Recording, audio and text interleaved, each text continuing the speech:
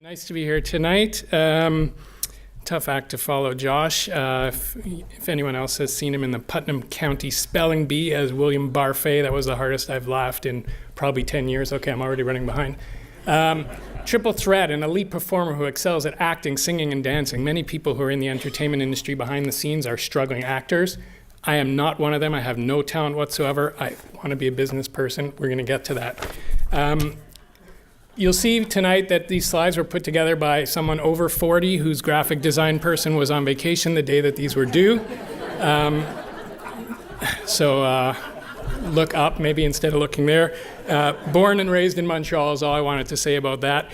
Growing up, my dad, for whatever reason, all his friends were lawyers and they golfed a lot. And this was the 80s, so I picture a mix of the gang from Caddyshack and Steve Martin, and those were the people as a kid that I got to hang out with all the time, and I thought they were just the greatest bunch of guys. They were hilarious, and all they talked about was being business lawyers. And from about the age of 13, 14, all I wanted to do was be a business lawyer. The 80s was a time when being a lawyer was cool. I don't know if that's still the case. I know it wasn't for a while. Maybe it is now. When I was a kid, again, everyone was reading The Firm. Everyone was watching LA Law. These were the people you wanted to be. So I thought there's nothing better than going to law school. So what did I do? I went to McGill to get a business degree.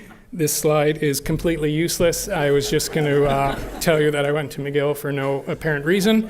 Got a Bachelor of Commerce degree. While I was there, I wrote the LSAT, and UBC at the time was ranked the #2 school in Canada for law school, which I thought was amazing. No one in my family at the time had literally ever been west of Toronto. I got into UBC. I told my parents, I'm going to UBC. They said, Vancouver, where is that?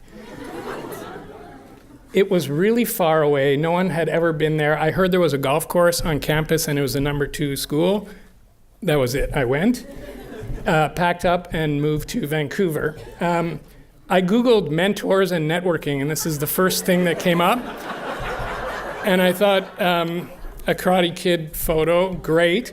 But I did want to talk about the importance of getting a mentor. At UBC, I was lucky enough to have someone named John Festinger be a mentor to me. I don't know if anyone here from law school took his class.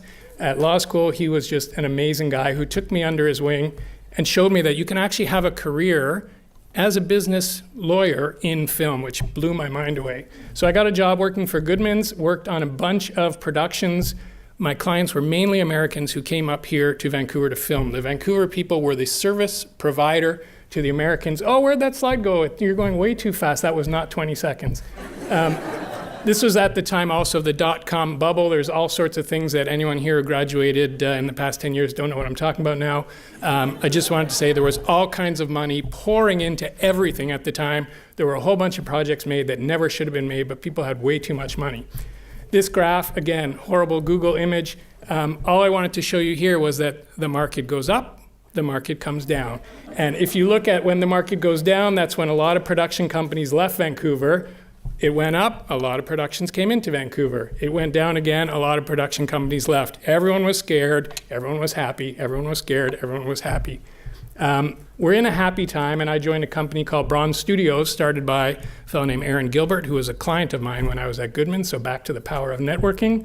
And we are trying to build not a Canadian studio, but I call it a Hollywood studio that's based in Canada, because as I learned moving out here, who wouldn't want to be based in Vancouver?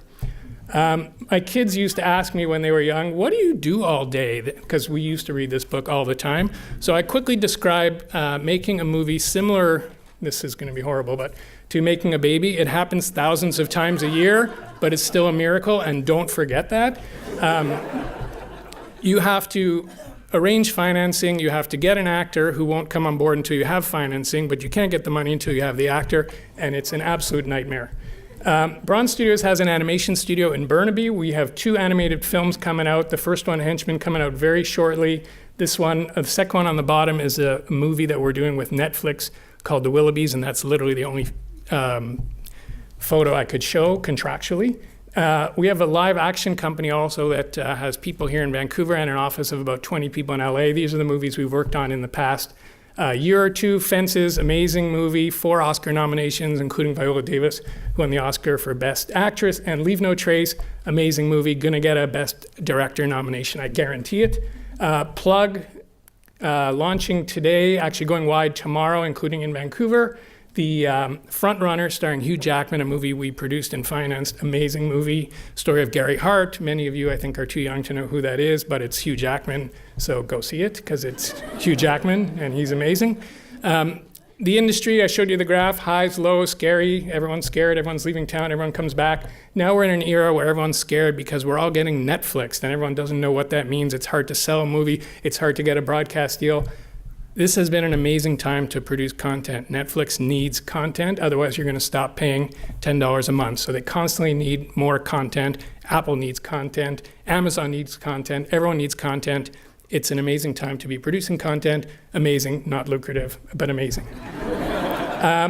Working in television and film is really the gig economy before that term was even coined. You know, we talk about Uber drivers now. The gig economy, you can get a job whenever you want. Film industry is kind of like that. You can work part-time, you can work full-time.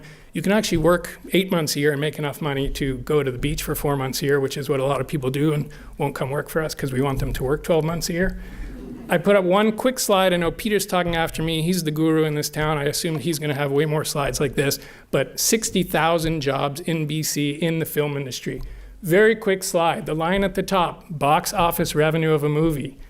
The line at the bottom, producer's share. So anyone wants to do a Q&A after, I'm going to explain what the big line is and what the little line is. But amazing time, like I said, to be producing content, but a little bit scary. So my last slide is what I have to do every morning and every evening.